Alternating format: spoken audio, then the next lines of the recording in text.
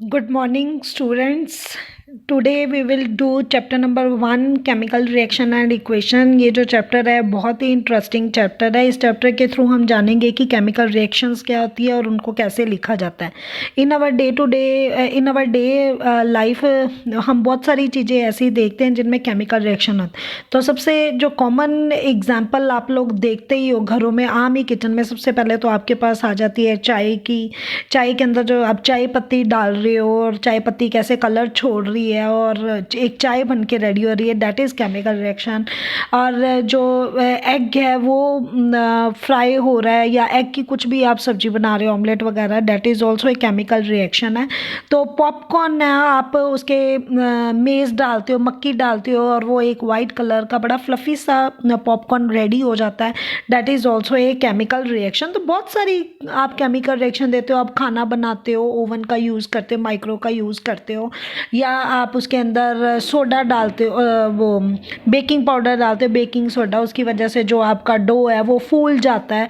तो वो चीज़ें क्या है, वो सारी केमिकल रिएक्शन. आप खाना खा रहे हो, खाना डाइजेस्ट हो रहा है, आप सांस ले रहे हो, तो इन सारी टेक्नोलॉजी में किसका यूज़ होता है? केमिकल का यूज़ होता है. तो ये जो है, इन केमिकल रिएक्शन जब भी कोई होती है तो उसके अंदर बहुत सारी चेंजेस आती हैं, फिजिकल चेंजेस भी आती हैं और केमिकल चेंजेस भी आती हैं. जैसे कि आपके बुक में मेंशन दिया गया, एक एक्टिविटी परफॉर्म की गई है. इस एक्टिविटी में क्या लिया गया है? एक बर्नर लिया गया है और एक टोंग की हेल्प से इन्होंने मैग्नीशियम रिबन को पकड़ा हुआ है.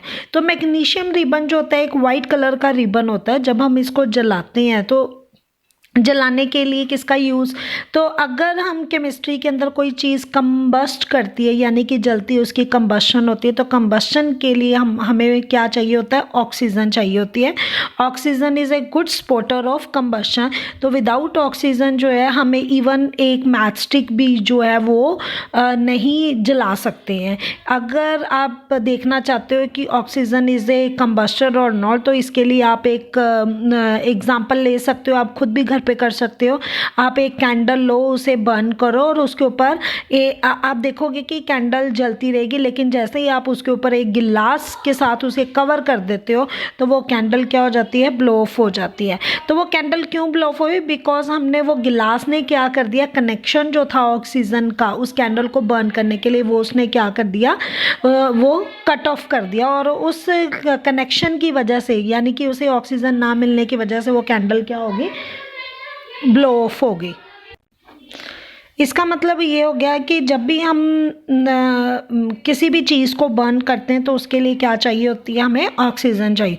तो ऐसे ही ये मैग्नीशियम रिबन है. मैग्नीशियम रिबन को जब बर्न किया जाता है तो ये जो मैग्नीशियम है ये ऑक्सीजन के साथ रिएक्ट करती है एंड दे फॉर्म है. और ये जो मैग्नीशियम है ये किस में कन्वर्ट हो रहा है? वाइट पाउडर में कन्वर्ट हो रहा है. तो वाइट पाउडर क्या बना रहा है? Magnesium oxide. और इसमें से एक सिल्वरी वाइट डेजलिंग जो स्पार्क है, या आप कह सकते हो, वो इसमें से निकलता है. तो ये जो एक्टिविटी है, ये एक्टिविटी हमें किस चीज़ के बारे में बता रही है? ये हमें बता रही है कि जो केमिकल रिएक्शंस है वो हो रही है और उसकी वजह से एक जो हमारे पास स्ट्रिप थी वो किसके अंदर कन्वर्ट होगी? एक पाउडर में कन्वर्ट होगी. तो आपकी बुक में ये जो पेज नंबर 2 के ऊपर ये जो लाइनें लिखी हुई हैं, these lines are very important. और ये CBSE बोर्ड में 10th क्लास में बहुत बार इसका क्वेश्चन आया हुआ है. तो ये आपने बहुत अच्छी तरह ऑब्जर्व करना है. आपने इसकी केमिकल रिएक्शन देखनी है. Magnesium ribbon Burns with A dazzling white flame. तो ये क्वेश्चन आता है कि जब आप मैग्नीशियम रिबन को बर्न करते हो तो बर्न करने के लिए विच जो गैस है दैट इज़ रिक्वायर्ड. तो आपने कौन सी गैस लिखनी है? ऑक्सीजन गैस है. फिर उसके बाद आता है कि when the magnesium ribbon is burn then what type of flame they produce dazzling white flame. तो क्लियर है बेटा? तो जो उसका प्रोडक्ट बनता है वो प्रोडक्ट किस फॉर्म में बनता है? तो उसका जो प्रोडक्ट बनता है वो कौन सी फॉर्म में बनता है? वाइट कलर का पाउडर जो है, वो रिबन जो है वाइट कलर के पाउडर में कन्वर्ट हो जाता है. ये आपको क्लियर हो गया? ये सारे क्वेश्चन क्लियर हो गए? सबसे पहले आपको केमिकल इक्वेशन आनी चाहिए कि मैग्नीशियम जो है वो ऑक्सीजन के साथ बर्न करता है and they form magnesium oxide बनाता है. जब ये मैग्नीशियम ऑक्साइड बनाता है तो ये क्या बनाता है? वाइट कलर का पाउडर बनाता है. और जब हम मैग्नीशियम को बर्न करते हैं तो इसमें से कौन सी फ्लेम निकलती है? डेजलिंग वाइट फ्लेम निकलती है। क्लियर हो गया बेटा? तो ये जो रिएक्शन है, ये रिएक्शन बड़ी विगरसली होती है, बड़ी तेज़ी के साथ होती है। तो इसे जो है वाइट कलर की जो स्पार्क निकलती है क्रैकर्स के अंदर, तो उसके अंदर इट मीन्स कि मैग्नीशियम का यूज़ हुआ है और ये बहुत जल्दी ऑक्सीजन के साथ रिएक्ट करके मैग्नीशियम ऑक्साइड बना देते हैं। ऐसे ही बहुत सारी रिएक्शन दी गई है, जैसे यहाँ पे एक्टिविटी 1.2 में आपको दिया गया है टेक लेड नाइट्रेट सोल्यूशन है। तो वो लेड नाइट्रेट सोल्यूशन का जो फार्मूला होता है वो क्या है? PbNO3 twice plus potassium iodide है। तो उसके बाद पूछा गया व्हाट डू यू ऑब्जर्व? तो जब लेड नाइट्रेट पोटाशियम आयोडाइड के साथ रिएक्ट करेगा दे फॉर्म पोटाशियम आयोडाइड। क्या बना देगा? Potassium iodide. क्लियर है? और साथ में क्या बना देगा? Potassium nitrate. क्या बनाएगा?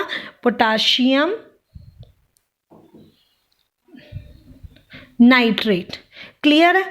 एक्टिविटी 1.3 में आपको दिया गया है कि आपके पास जिंक ग्रैनुअल है, ये उसका डायग्राम दिया गया है कि आपके पास जिंक ग्रैनुअल्स हैं।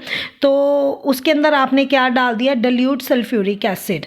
तो जब आप डिल्यूट सल्फ्यूरिक एसिड डालते हो तो क्या होता है? यानी कि zinc plus dilute sulphuric acid है, इसका फार्मूला होता है H2SO4। जब जिंक जो है सल्फ्यूरिक एसिड के साथ रिएक्ट करता है they form zinc sulphate and they produce hydrogen gas. तो जैसे ही हम सल्फ्यूरिक एसिड के अंदर जिंक को डालते हैं तो ये उसके साथ फटाफट रिएक्ट करना शुरू कर देता है और साथ में एक गैस बाहर निकलती है and that gas is called as a hydrogen gas.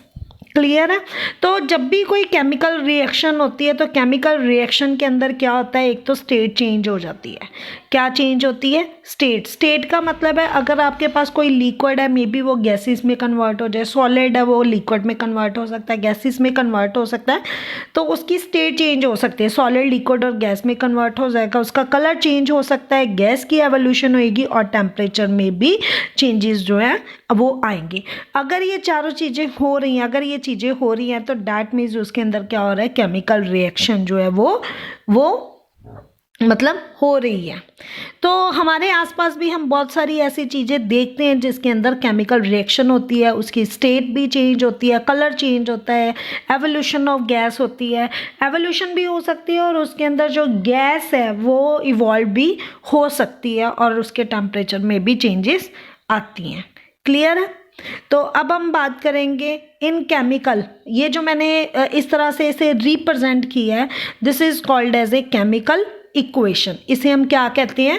Chemical equation कहते हैं। तो जब भी हम कोई भी केमिकल इक्वेशन लिखते हैं तो उस केमिकल इक्वेशन को लिखने के लिए हमारे पास क्या होता है? जो दो चीज़ें होती है, एक हम इस तरफ लिखते हैं यानी कि लेफ्ट हैंड साइड की तरफ लिखते हैं और एक हम लिखते हैं राइट हैंड साइड की तरफ। जो चीज़ हम लेफ्ट हैंड साइड की तरफ लिखते हैं that is called as a reactant और जो चीज़ हम राइट हैंड साइड की तरफ लिखते हैं that is called as a product. Clear है?